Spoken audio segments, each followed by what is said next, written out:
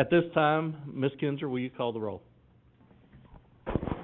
Ms. Parker, Ms. Kinzer's here, Mr. Harlan, Here. Mr. Fulbright, Here. Mr. Moore, Present. Ms. Irvin, Mr. Sims, Here. Mr. Hooper, Here. Mr. Howell, Here. Mr. Lindsey, and Mr. Dudley. We have a quorum, Mr. Thank you, Chairman. and I will add that Ms. Parker let me know she's on her way. The elementary school cross-country meet was this afternoon, so they're coming back from that. At this time, let's rise, and we will have our Pledge of Allegiance, followed by a moment of silence. We want to thank Howell Elementary School children for our pledge.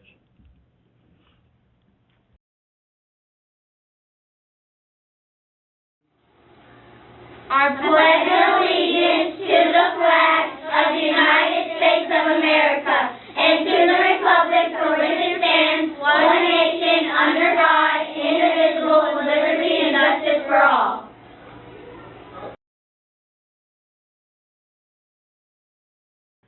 Do I have a motion to adopt the agenda? Motion by Mr. Moore, seconded by Mr. Hooper. Any discussion?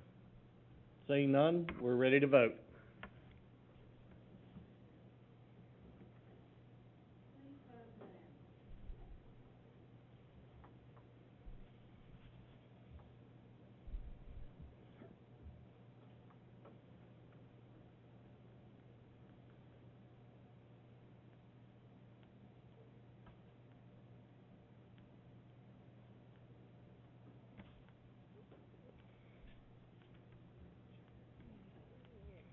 Pass it to Hal.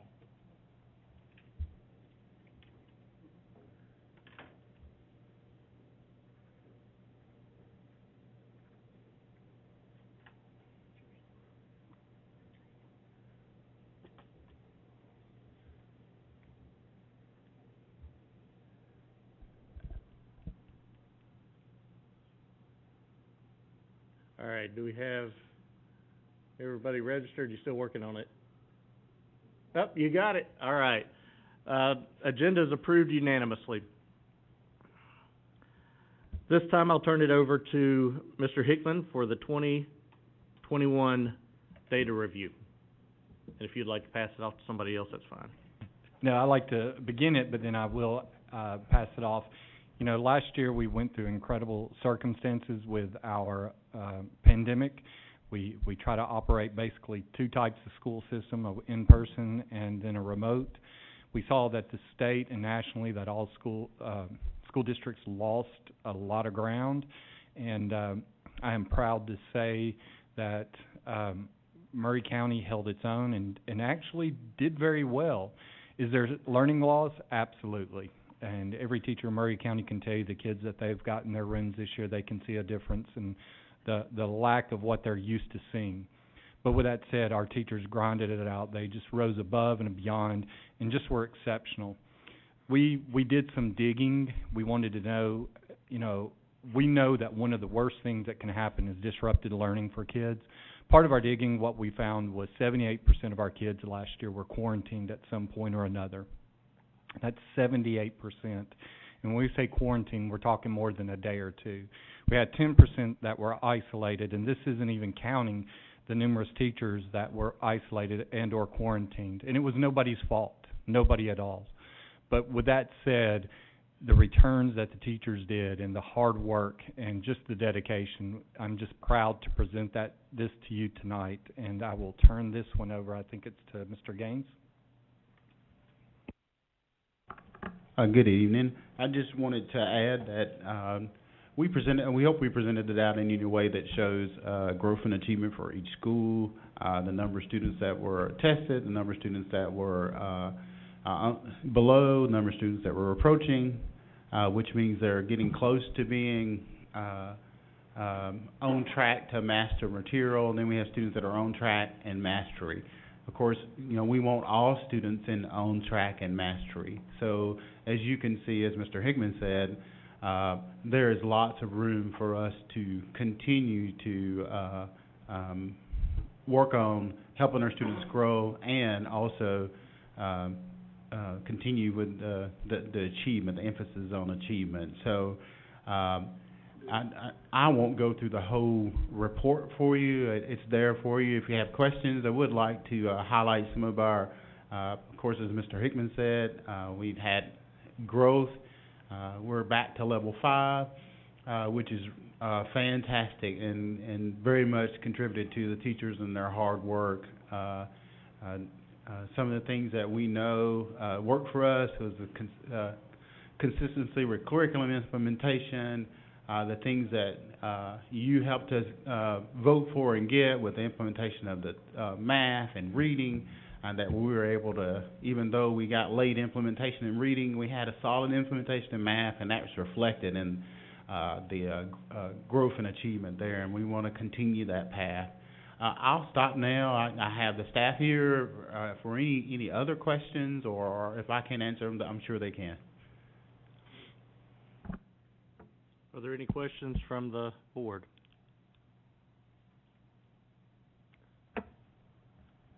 Mr. Moore? I guess the question I have is, at what point are we going to kind of see the game plan moving ahead with the data that's shown here?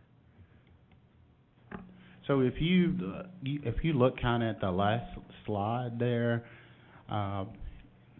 you can kind of see those 3 areas that we're continuing to implement that have contributed to our growth, as you see in the level 5. That's continuing with the professional learning communities and helping teachers to really focus in on the data that they got, what are they doing with it, what are the strategies that they are using, how can they make an adjustments in instruction or in time to help students, which students are not moving forward, and what are we doing with them, continuing the supports with the high quality instructional materials that we have curriculum implementation teams.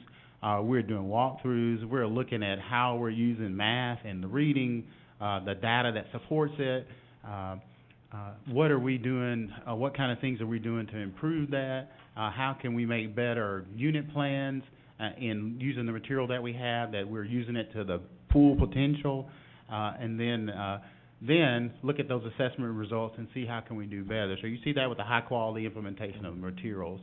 And we'll use those same strategies even in science and social studies. So you see those that will use those same strategies. And then the idea of that assessment practice and purpose, really focusing in on the tendency standards, that we are really upping our game in instruction and teaching to the standards. Those 3 areas are our, especially in instruction, our game plan. Okay. And I guess specifically, I would look at, as you look at some of the numbers, there's some outliers, both on the low and the high side. I mean, I would see something low. Is there, are you guys identifying a specific problem at a specific school of what went wrong there and how to correct that? And on the other side of that, there's some outliers that look great. Are you guys going to those schools and finding, okay, what did we do so well here, and how can we implement that elsewhere? I'll speak on that. Yes, we've taken the data download and we've just kind of narrowed it, condensed it for you guys to look at, because we want to sustain what we're doing well and making sure that all teachers know what we're doing well and how to continue that. I want to add to what Mr. Gaines had talked about. One of my focuses, I always get asked what was the recipe that I did when I went to schools, and it was just a focus and understanding the depth of standards and everything that I've brought before you, from the case assessment to when we're looking at our pacing guides. It's all about standards. We're also really refocusing on what does standards-based intervention look like versus skills-based intervention. You've heard about an ingredient that really needs to be focused on is that standards-based part. So as we're doing that, we're looking at what works in our own district and making sure that we're talking about it. Now that we're fully staffed in the instructional department with these ladies, what we do is have collaboratives. We talk around these issues, what went wrong, what went right. We tried to fix and look at problems at a new way, in a collaborative way. So these ladies back here, I've just got to give them kudos, because that has been part of the initiative why we needed them here, so we could really focus in on those type questions that you're asking. Thank you. Any other comments or questions?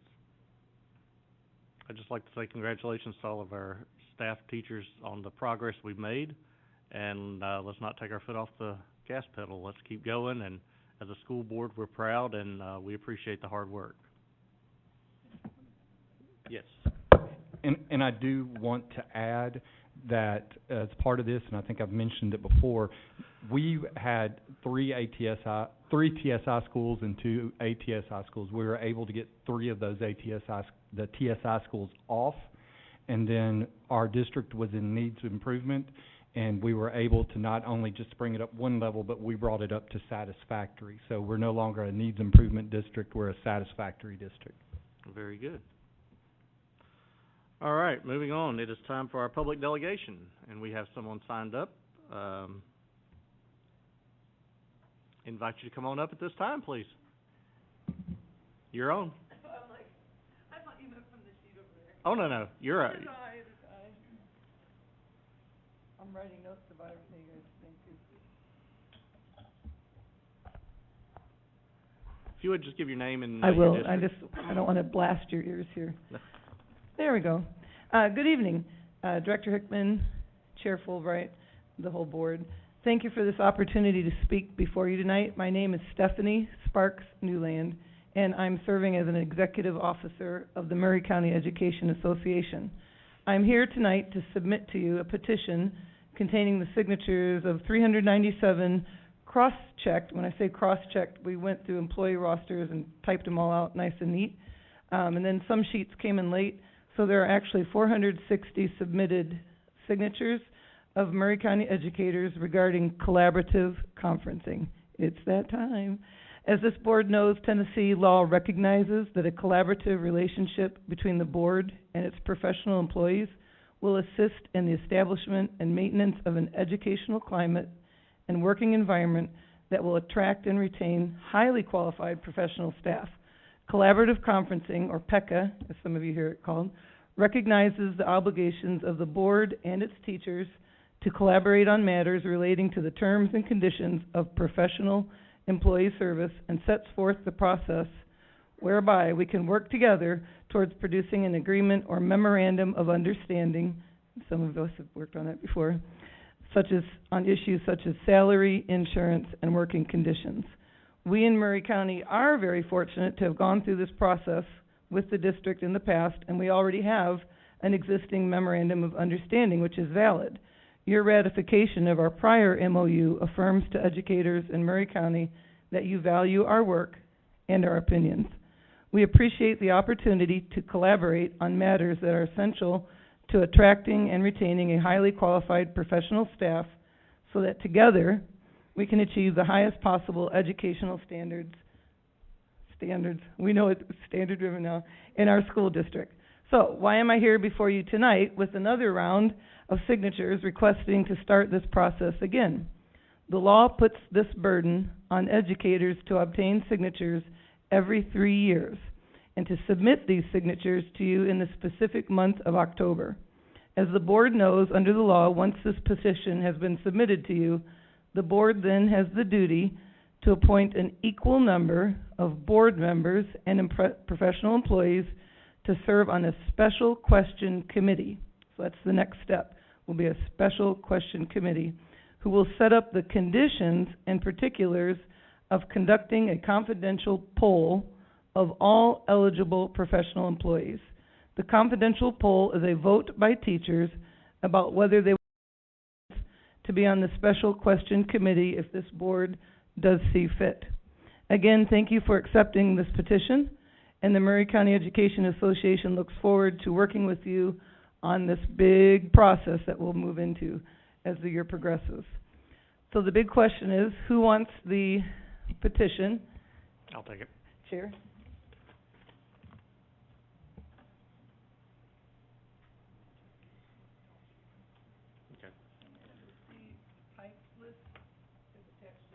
Okay. Those have all been cross-referenced to know that they're a current employee. Okay. So that those, anything typed has been doubly referenced, and then there's a few sheets that were added on, but we've more than met the percentage. Okay. Thank you very much. I sure appreciate that. Looks like a lot of hard work's already gone into this to start with. Can I ask Stephanie a question? Stephanie, how many people serve on that initial committee? It can be as small or as big as you want. It was suggested 2 That's the way it was last time? Yes, I do. Okay. Okay. Thank you very much. All right, thank you. Moving on, staff reporting. Anything to report? Any of our staff members like to take this opportunity? Okay, then we'll move on. We have several items under the consent agenda. Oh, let me ask, was there anybody signed up on the sheet on the podium back there? Okay, that's kind of what I thought. All right, we have 43 items listed under consent agenda. Have a motion from, Mr. Moore to approve, second from Mr. Hooper. Mr. Lindsay, I see your light on. I just have a question about one of those, please. Okay. Policy 5.302.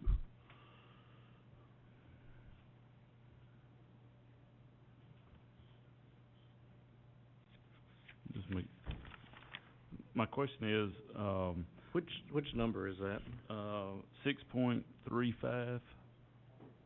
Okay, yeah, I see you. My question is, that was a policy change that we had just made in June. It went into effect July 1st of this year, and now we're reversing the change that we made in June.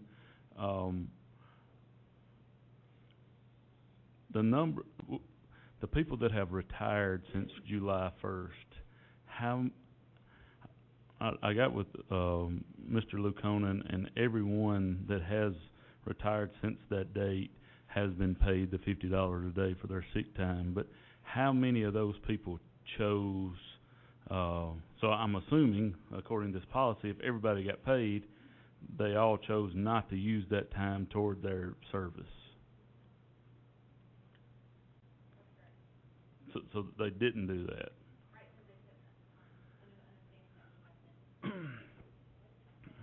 So Pass her a microphone, please.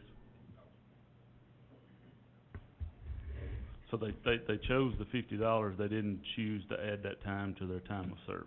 That's correct. So how do we rectify that? We can't.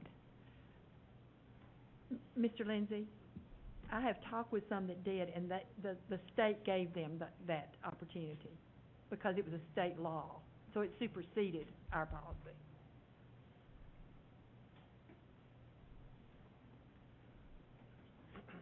She may not be aware of it, but I talked to two educators who... No, ma'am, I'm not aware of that. I talked with Tanika Claiborne, who does that, and once we had certified the time, we couldn't go back in because I asked that question. But there weren't that many in that time frame. I understand. It doesn't matter if it's one. I mean, I want to make sure that we take care of that our employees are taken care of. That if someone had 200 days and somehow we need to make sure they got credit for that. That could mean a lot of money to them for the rest of their life, because that's a year of service. So I just want to make sure that our people that retired have been taken care of. That's my concern in this. And Ms. Kinzer, did you add that had been addressed by the state, according to your people? I had checked with a couple of that I knew that I could ask, and when they handle theirs through the state automatically gives you that time, and it's state law. So whatever our policy said in error was superseded by state law. So they got those days. They did. I don't know if everybody did because they may not have sought it out, but that's just the way. It's unfortunate that it wasn't caught when it was. And hopefully, I think he's right. I think we need to look back and see if there are any that didn't get that credit, because 90 days is half a year. You know, that's over the lifetime of your retirement, that's a lot of money. And so, yes, I want our employees, if they didn't get that they should have, it should be done, because it was in error that it wasn't.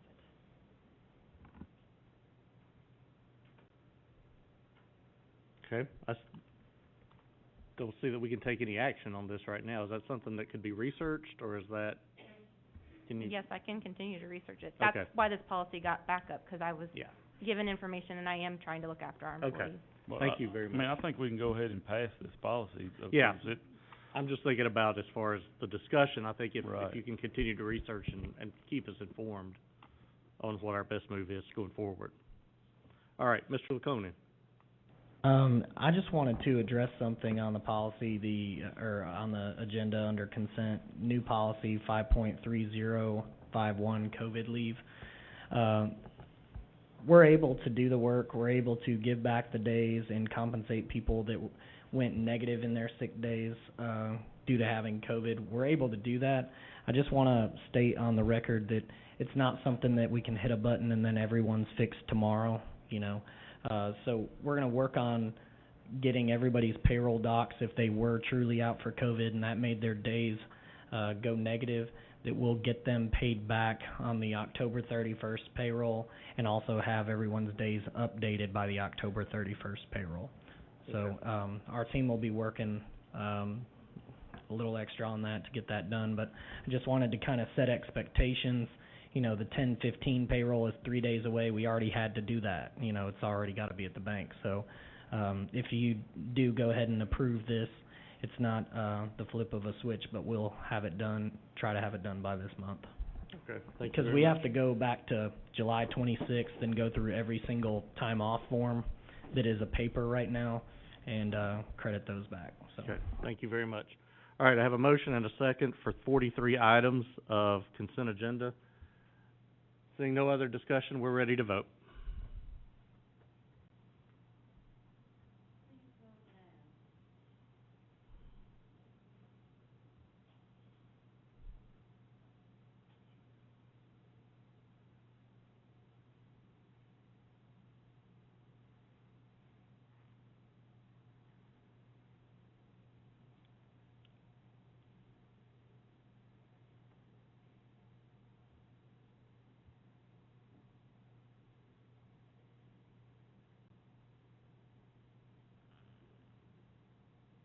All right, the consent agenda items are unanimously approved.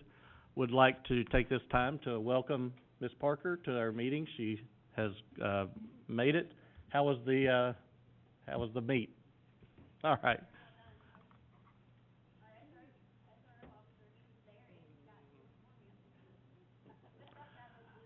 I was gonna say, if you tried to drive that fast, you might have been a little later than you expected. Of course, after watching all those little kids run so fast, it should have been a good motivator to boogie on down. All right. Great, glad to hear that. Under new business, finance, Mr. Lacunin, budget amendments. So this is the budget amendment we were requested to break out into two last meeting, and we have done so. And we also have Elevate, which is, we've got them over here, and Scott ready to answer questions. That budget amendment's on there as well. Okay, let's take the first one, or do we want to take, let's take the first one. I can't see it. Budget amendment 11024.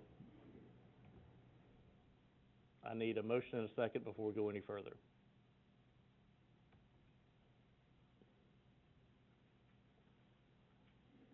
Okay. Oh, Ms. Kinzer, did you? Yes, Ms. Kinzer made the motion, Ms. Irvin made the second. And our discussion. Is there anything you'd like to say about this, Mr. Laconin? We're reviewing one thing on it, Okay. to make sure it's correct.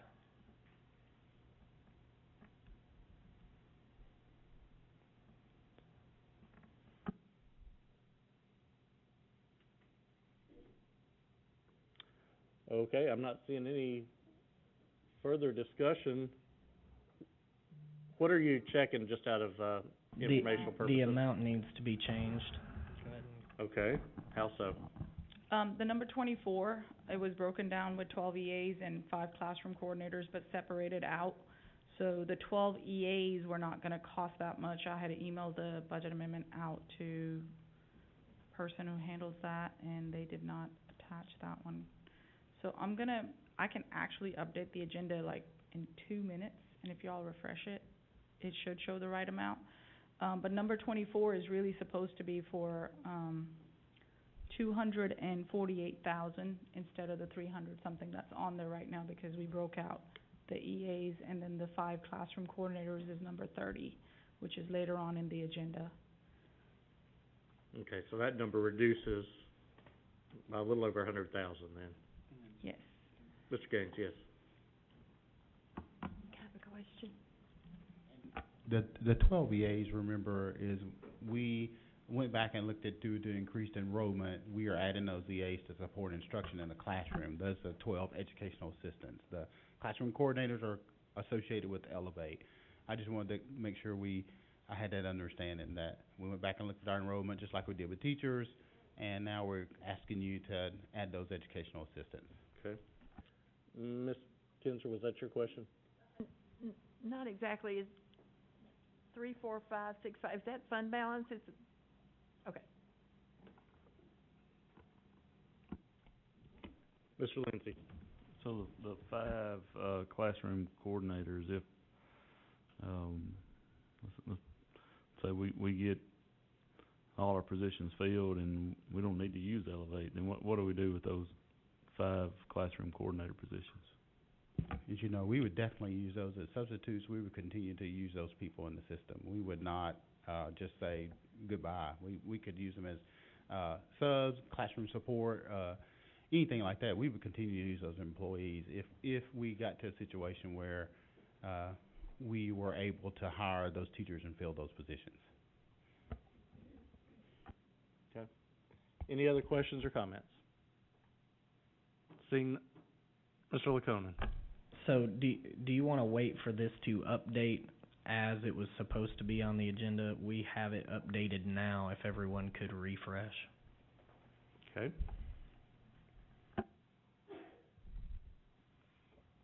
And for future reference, the budget amendment 11030 was correct on initial posting Okay. and is on the agenda. Okay, so it looks like the new number then becomes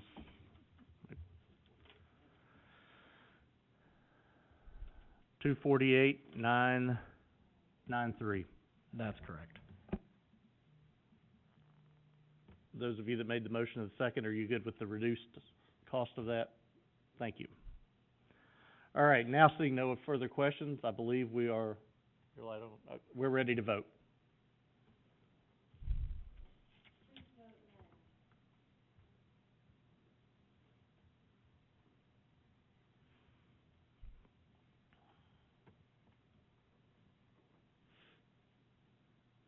Okay, that motion passes unanimously. Moving on to Budget Amendment 11026. Mr. Laconin. This is the budget amendment for Elevate. We've had many vacancies in the teacher line item that we've been trying to fill, and that is why we decided to reduce that budget and move it to contracted services for the teachers we would receive through Elevate. And I believe Scott has the rest if you have additional questions. Okay. Mr. Gaines, do you have anything further? As you know, we do have Mr. Edie here. If you have questions about current vacancies, I want you to know that he and his staff have worked continuously, even as we presented this last time at the work session and throughout fall break to try to fill those positions. So he's currently in, so it's certainly less positions than we have, and we have less positions that need to be replaced by this virtual, by the virtual classroom. I also have Lauren Gaspar, who is with Elevate K-12. She is happy to answer any questions about, I know some of you had some questions about, what if we hire this teacher, how does this work, does a person just go away, and she's happy to answer questions about that, how that process worked and how it's worked in the past with their company and having a virtual teacher. And she can talk through, if you want to ask her any questions about programming or just how it works. She's on Google Hangouts right now. Okay, thank you. Do I have a motion and a second for this budget amendment? Motion to approve. I have a motion from Ms. Parker, second from Mr. Howe. Actually, can I just make a motion to approve this one and the next one, because they kind of go together? That's fine with me. Is that good for your motion? All right. Yep, we're good. Ms. Irvin. Mr. Gaines, just remind me, how long are we contracted to this, or are we? Is this like an on-demand as we need it, or are we committing to a contract of such? We're committing to the end of this semester. We will relook at add it as we end the semester. If we don't have vacancies, we still have vacancies that are not filled. Of course, we're gonna come back, we're gonna try to fill those vacancies, but we would want to come back to you and try to continue this contract on if we need to do so. So, and that's where we are right now, so. So the amount reflected here is through the end of the semester? The amount reflected here is through the end of the semester. Okay. Does this run semester to semester? We've already talked with Lauren. Lauren, if you wanna, give a brief, they're asking a question about, you and I talked about if it runs from semester to semester, that we can be able to coordinate and do that.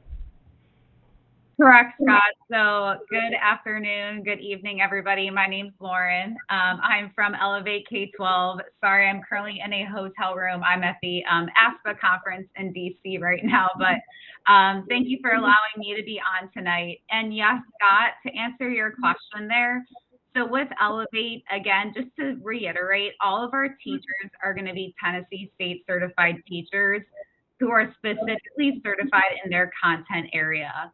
So upon listening earlier to this board meeting and just hearing some of the concerns about Tennessee standards and instructional fidelity, a lot of schools that I work with here in Tennessee are running into issues of using long-term subs. They're seeing a big, huge academic outcome loss when it, comes to the instruction with these kiddos. So with Elevate, Scott, again, we're able to do interim programs with our teachers. So whether that's 9 weeks or whether you need us to fill a vacancy for a semester, that's the flexibility with Elevate. So as you did mention, Scott, yes, you will only be contracted for the end of this first semester with us. And if you did need us for any other subjects or specific vacancies come next semester, we will be there to support you. Thank you. Ms. Parker. Just to clarify, we're saying semester, but I'm assuming we're just talking about 9 weeks. Is that correct? Okay. When I looked at the contract, it talks about September 12th being a start date, so I just wanted to get clarification, because I assume we're not starting until this gets passed. No, man, we're not gonna start until we get past. That's, we were trying to hopefully, bring it to you during the work session to at least generate the start of, Lauren trying to make sure that, sending the cameras, getting those things like that is what we wanted to initiate, but we weren't gonna get started with the actual hiring of the teachers and the instruction until it was approved. Okay. Well, with the classroom coordinators, I know that, Scott, if you don't mind, if you can just stay up there, I'm gonna have a couple of questions for you on this. But I know in looking at the contract, it looks like it takes 2 weeks for us to get our information to them and for them to get the teacher up and running. So it's essentially 6 weeks, I think it said, of instruction for the kids. Is that right?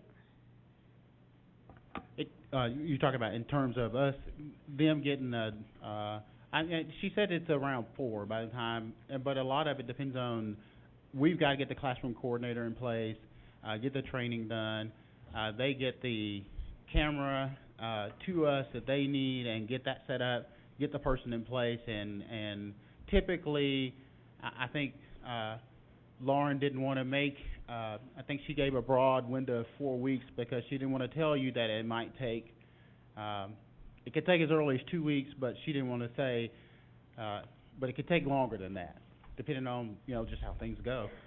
Is that, Lauren, do you want to add?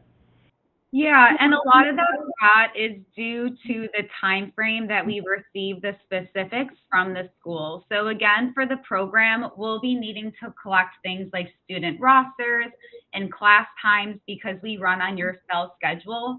But one of the biggest things on top of that is we align to your scope and sequence when it comes to that curriculum and syllabi. So that's a big chunk of that 2 to 3 weeks as well, not only the technology setup, but making sure that we're aligned with your pacing and benchmarks and so forth as well. So once that's all in place and our ducks are all in a row, that's when we start a program. So upon receiving all that specific information and the technology, it usually takes about that 3 weeks to set up. Okay. You mentioned coming in on the syllabus, where we are on the syllabus. Will there be remediation that will be available? I mean, these kids, for 9 weeks have essentially not had a teacher. So where we might think that an algebra student should be, obviously you can't keep going if they didn't have the foundation. So do your instructors adjust to that as well? That's a great question. So with every single one of our programs here at Elevate, we actually assign what we call an academic coach here from our team. So not only are you receiving a Tennessee State certified teacher who will be instructing your scholars, but we have our own person called an academic coach that sits in on these live classes, and they grade our Elevate K-12 instructors through a rubric every week. And they're also looking at student performance data. That's where that collaboration comes in. And I will say one of the things when I do work with districts, if there are some kiddos that are falling behind, a lot of times we'll add what we call a review period, where we can allow our teacher then to just hop on for an hour, and any sort of kids that may require extra instruction or want that one-on-one attention, we can build that in with our teacher. On top of that, which I did hear you speak about earlier, but we also do provide Tier 2 intervention as well. I know ninth graders being on track and college and career readiness is something that is definitely top of mind when I speak with a lot of Tennessee districts right now. But we do also offer that Tier 2 smaller group intervention other than just us filling your typical vacancies as well. And let me add, based on our case assessments as we've done those, we're already looking at the Edgenuity data, the case data, looking where kids are, and using our own teachers to, the Central High School staff is offering contracts to teachers to try to, so that we can go ahead and get that, we had already said we needed remediation, so we had already kind of started offering contracts out to people to see if we can, so that we can go ahead and do, remediation for those students. But we already knew there was gonna be some, without having the instructor there, that we would need to be able to do that. I think you may have somebody behind you that wants to, add to that. Thank you for coming up. Good evening. Good evening. Yes, ma'am. We're making progress towards remediation within the school day and also in before and after school tutoring. We're working on getting that established. We have teachers that are going to take contracts for tutoring in the afternoon. We also have a plan of action to help remediate on things they missed the first 9 weeks of the algebra class and catch them up to go along with this instead of just pushing on and not having any review. So we're trying to do all we can every day. I'm very thankful for the staff I have at Columbia Central because they are going above and beyond trying to help our students as far as even teaching an extra class a day instead of having a planning time to help do, but we still are lacking some sections.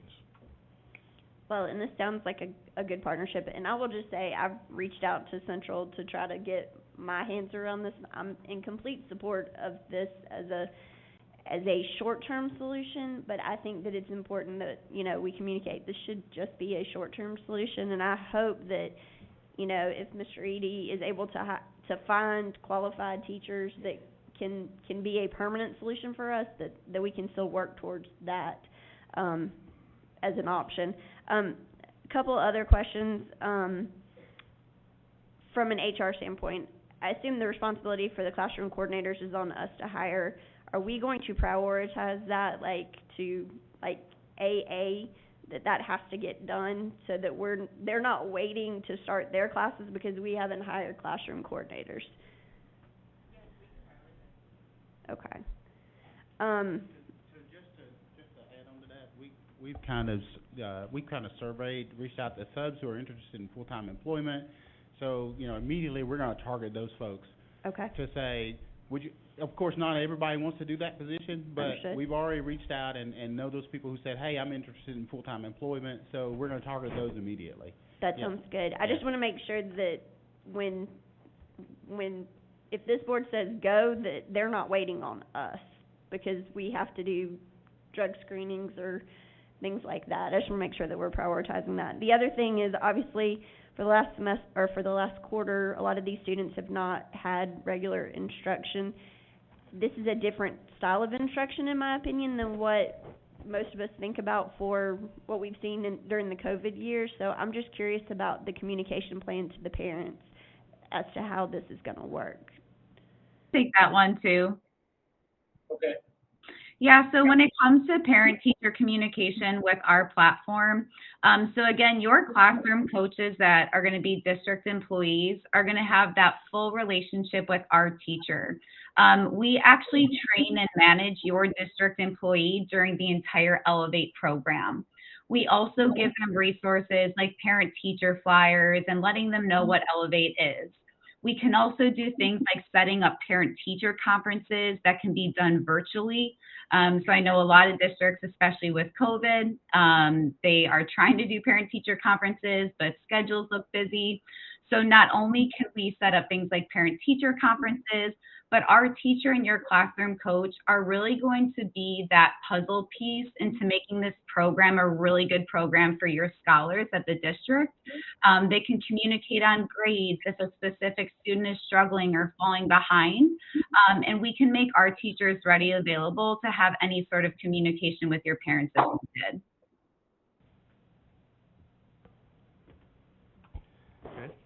Also, through on the school level, we will be sending letters home to parents of the students in those classes that we will be going through this process and how we'll be helping. So we're going to try to keep as much as communication with the parents as possible about it.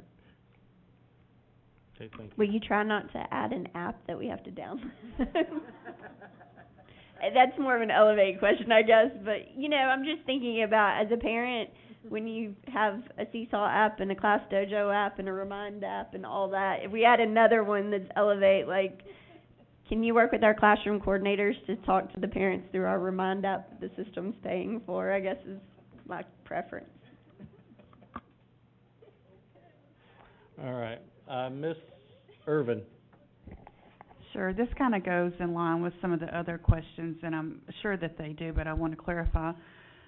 I can visualize a timid student, maybe, and again, I think once this gets in place, it's hard for me to visualize how all this is going to work, but I could see a timid student, and I'm in my mind seeing this as like a teacher on screen teaching, and then you've got all these other distractions and things going on where a classroom coordinator is going to be handling it. And what my question is if a child is struggling, because I've had, like, when I talk, kids that secretly or like later come back to me like, hey, I just didn't get what you were saying. Can you go over it with me? Like, need a one-on-one. My question is this: do students have access to the teacher outside of, like, will they have a relationship with them, like an email or a way, like, is it going to be beyond just here's the class and see you next time? Is what I'm asking. Like, will the kids be able to access for additional questions should they struggle? And also, too, in my mind, I know this is a two-part question, but absences obviously are an issue now because of the COVID. Would a student be able to access this information remotely should they be quarantined or missing for whatever reason?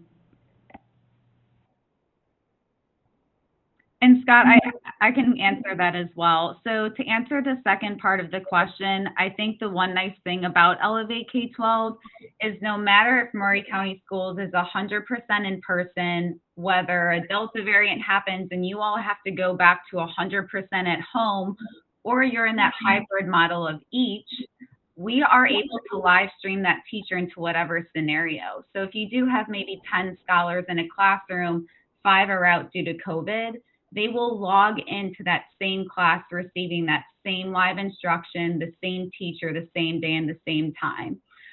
So that's one of the benefits, and I definitely think it's a benefit due to COVID as well. To answer the first part of the question, in terms of classroom management, we've built in a lot of tools into our platform. Again, we built Elevate K-12 to make sure that it's for the K through 12 space. We have things like private chatting your teacher. We have social emotional polls.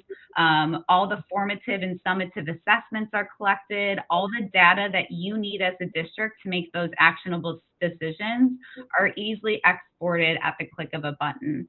Again, I would kind of reiterate going back to if there were some scholars that needed extra help, creating that extra class period or time, maybe on a Friday or 15 minutes after class, so students can log on. But there's a multitude of different ways that the students will be able to speak and talk with the teacher, whether that's through private chat or class chat, and so forth, if that answers your question there. Okay, thank you very much. Mr. Howe? So, are we primarily using this program at one school, or putting it where we need it, or where exactly are we directing this to? Right now, we're focused at Central High School. Okay, And, because they're the only ones that have had trouble. That's the only ones that have been, the vacancies right now, and that's where we most need it. Okay. Potentially, later on, as we end the semester, if we look at that where they're, we'll just, we'll have to look at that as we get to that situation. Okay. I mean, honestly, is this the perfect solution? No. Is it a pretty good solution? Probably. Is it temporary? I hope. I mean, in the long run, I hope we find good qualified teachers to fill those positions going forward. I don't see why we wouldn't try to support education in any way possible at this point. We're at a very critical juncture. When you can't find people, you can't find people. So you have to get creative, and I like to applaud staff for trying to get creative. Would have liked this to have happened sooner than this far into a semester, but that is the nature of the beast. So, Thank you very much. Seeing no other lights on, I believe we're ready to vote.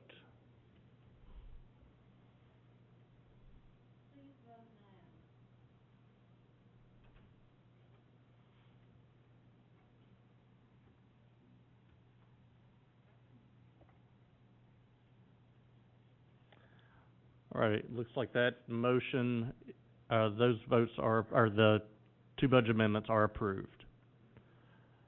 Moving on to instruction, Mr. Gaines. Nothing more. I'm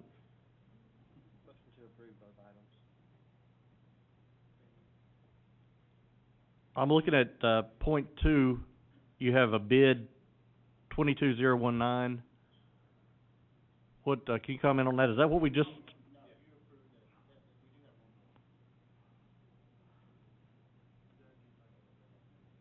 All right, talk to me about what these two things are on the agenda under your name here. Yeah, that's what I was just thinking. Or are those not the things that were just under the budget amendment? You approved the budget amendment to move for the staff. Now we're asking you to approve. We have to move money from the teacher line where we would have paid for those teachers to the contracted services line where we can pay for this service. The first budget amendment was the big budget amendment when we were thinking earlier on that we were going perhaps to the end of the year. The second one is we came back and said we're going to the 9 weeks, so now you see that second one is the actual proposal to the end of the semester, or the end of the 9 weeks. So you'd actually be approving that second one, or if we, if we wanted to go ahead and have the approval for the whole year, and if we needed to, if we didn't spend that money, we wouldn't spend it. So we left both of them on there as for you to consider. Okay, Mr. Laconin. And, we built the budget amendment based on not knowing how much it would be needed, but we knew we needed to budget at least a minimum of $66,500, and I think the maximum was what, Scott, $340 something if we went for the whole year. So we went with 85 to get started, not knowing how long the board would want to do this. And we just had a long discussion about, seeing how it goes through the end of December for this semester.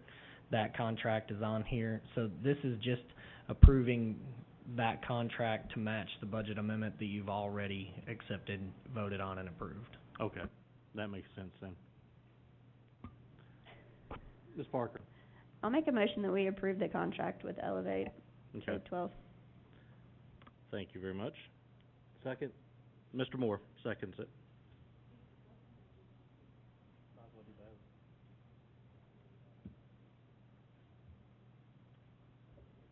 Yeah, is this also including the addition of the educational assistants, classroom coordinators? We already did that. I mean, That's what that just goes along with it. That's the money That's what I part. thought, that wasn't an official action. Yeah. That was more just adding them to the budget as a position. Right. Okay. This is to approve the relationship Gotcha. with them. We've already funded it with the $85,000, Exactly. so. Okay. Ms. Irvin? Well, I have a question that I Okay. thought I knew, but now I'm a little confused now. So, while this was on their two-part, did I hear you say that the first one was for like up and through this semester, and this is through the whole year?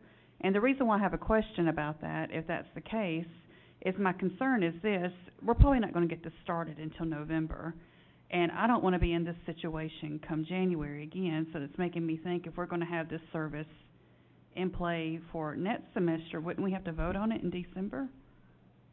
It's just a question. I don't know. We would, if we intend to go beyond December, we would bring it back to you and say, we don't think we have, there aren't any prospects out there. We don't think we're able to fill those positions. We would come back to you and say, we want to propose you to continue this contract with Elevate. So we would come back to you. So the second proposal there went back and lowered the price because it's less time. It goes to the end of the semester. So we would do this well in advance, to where we're Yes, not, yes, okay. yes. We'll go as fast as we can. As you know, December graduates are December.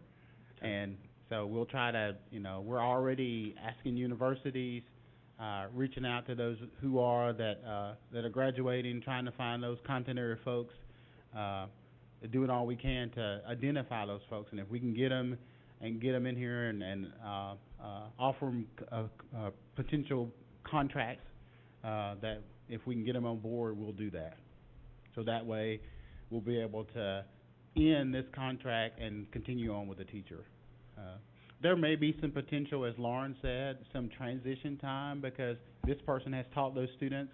There may be some students who are, if they're year-long algebra students, we may want to do a little bit of classroom handoff. This is where we are, but we'll work to that as we get to that point to see where the kids are and if we have teachers, and we'll come back to you and do that.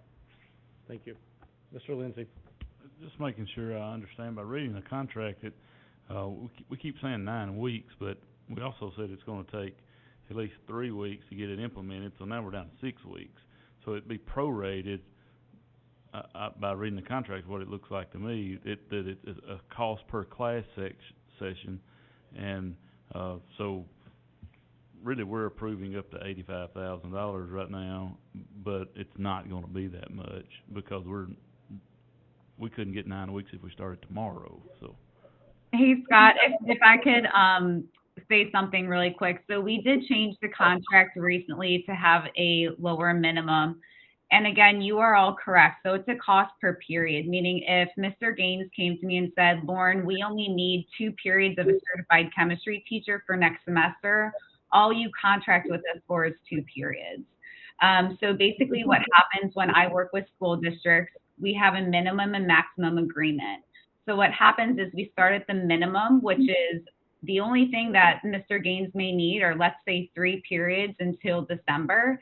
That is all that Maury County Schools would be billed for. However, having the board then approve a maximum allows Mr. Gaines then to say in January, if he needs to fill 2 Algebra 2 classes, that he can just add those onto the contract instead of having to go through another board meeting due to the 4 weeks of implementation. Okay, thank you very much. I don't see any other lights, so I believe it's time that we can take a vote on the contract.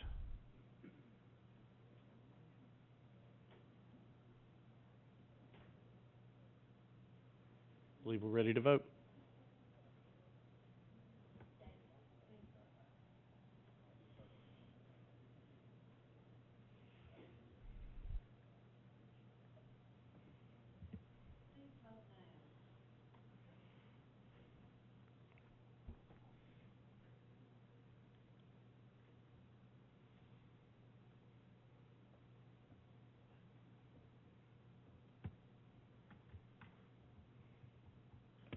Can I ask a question before I vote? I know it's late, but talking about these 2 proposals, there's one proposal says a minimum of $43,000, and another proposal says a minimum of $65,000.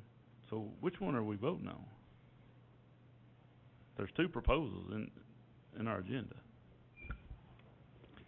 Could somebody clarify that for us? It's the 48. We need to correct that on here because it says our minimum is 66.5. Yes.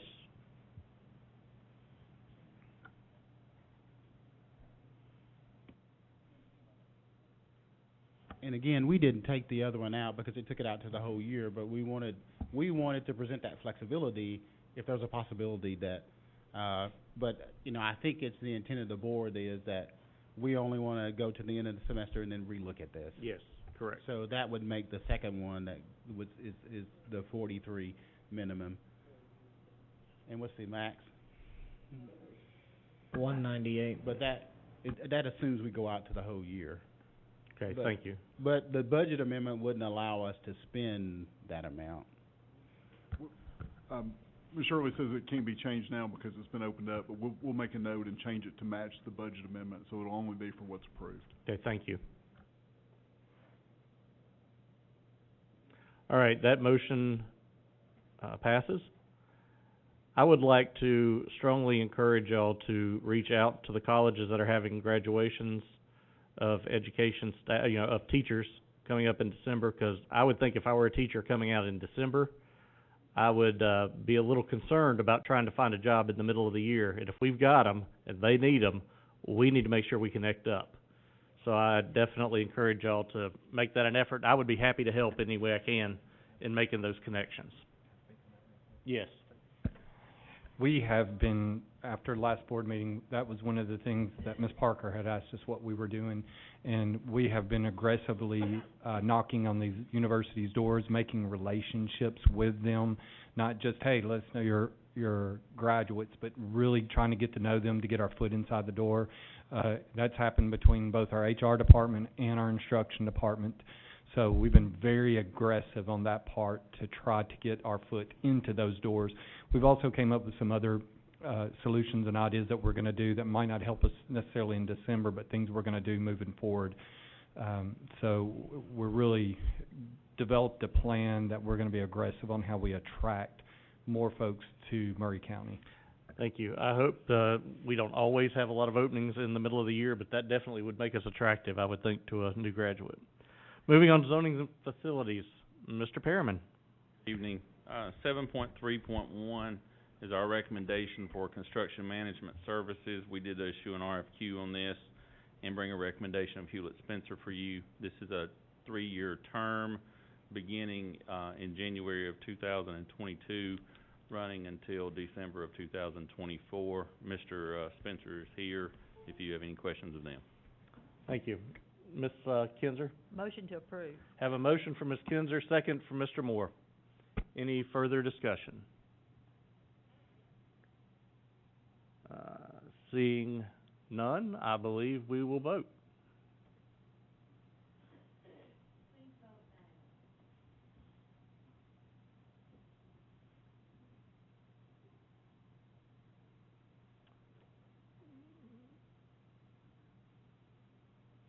All right, it looks like that motion passes.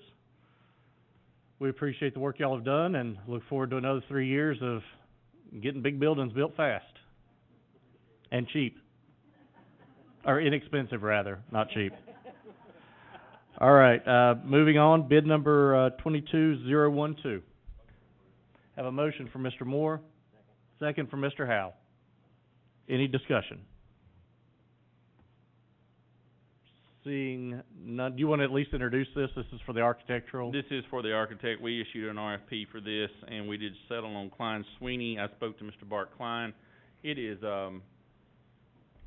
fall break in other districts right now, and he is enjoying Disney World. So I told him I thought it would be okay tonight for him not to be here, but he will be here at our next meeting to introduce himself and to answer any questions they have for you guys. Thank you very much. Seeing no other lights, I believe we're ready to vote.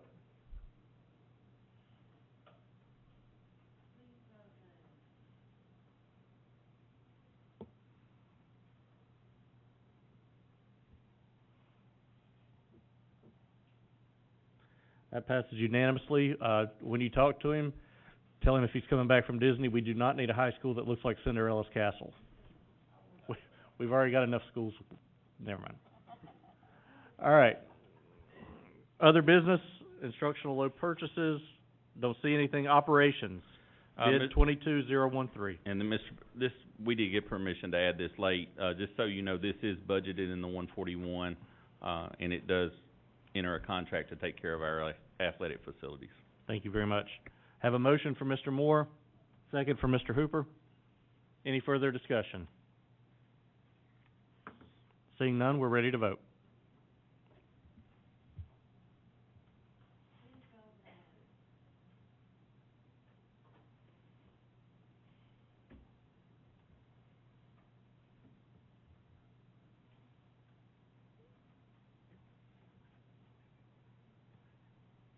I'm assuming that passed. All right, that brings us to the end of our business on the agenda. I have, one question I would like to bring before the board just for informational and help plan things. We need to hold at least one, if not two, retreats to get some things hammered out. First being, to review some of the goals that we looked at last time with Mr. Hickman going forward, and as we look towards an evaluation. We need to sit some time down to really hammer out, hear your goals, hear how we want to evaluate it, and hear what we're doing to get there. I don't know if that needs to be a separate retreat type item. We also, though, need to take up the 5-year facilities plan again, just to revisit that and make sure we keep that in front of us and keep moving forward. I'd like to have some input on how best to address these two collections of information and decisions that we need to look at. Somebody's got some input, I know.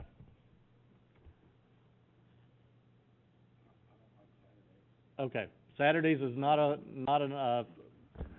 top of the list. Mr. Moore. How much time are we thinking we need to do? Let's just start with the 5-year facilities. I mean, is this going to be a complete rewrite, or is this going to be a review of where we're at and kind of signing off on it?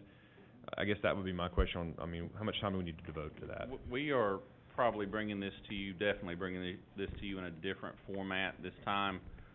You will remember we've accomplished quite a bit off of last year's list, so obviously we'll reallocate the things that already existed.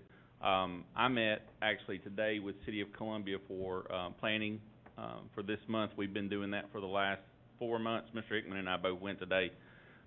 We've got interesting information on their numbers alone that will impact us pretty significantly over where we were last year. So timing-wise, probably one good afternoon if everyone's here and we do maybe about a 3-hour session in the afternoon and hit it pretty hard. We can get narrowed down very quickly to where you guys want to be. We have a couple of major questions to answer, you guys knowing that, with some existing facilities, and then once we answer those questions, we can prioritize pretty swiftly the top needs. I mean, so the idea would be to have a 2 to 3 hour meeting, and then agree and send that over to an actual full voting meeting, and we'd sign off on the 5-year plan is what the idea is.